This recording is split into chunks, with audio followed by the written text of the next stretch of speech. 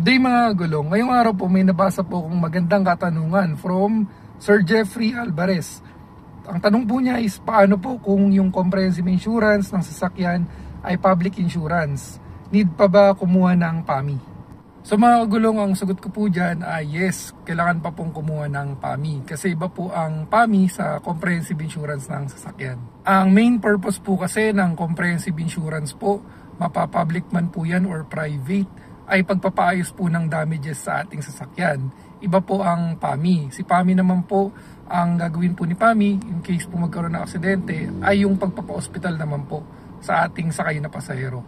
Although may mga comprehensive insurance po na pati passenger po is kasama sa kanilang coverage at yung iba pa nga yun nga may public for public, commercial use, for TNVS use, pero as mandated po kasi by LTFRB na dapat meron po tayong PAMI kapag babiyahe po tayo sa TNVS. Para na rin po sa kaalaman ng ating mga gulong, ang PAMI po ay tulad sa comprehensive insurance na dapat na nire-renew natin taon-taon.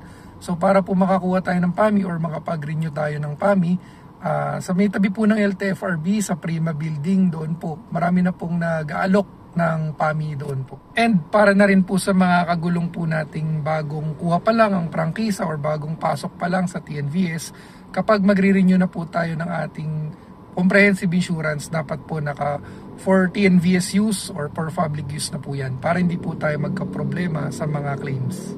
So yun po, hopefully nakatulong po itong informasyon na shinare ko po regarding sa katanungan ni Kagulong sa insurance at PAMI. Sa mga gulong po nating may katanungan regarding dito sa negosyo nating TNVS, paki-comment lang po sa ibaba at i-try po nating sagutin yan.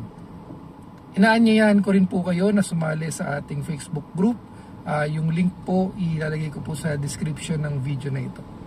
Drive safe po mga gulong, ingat!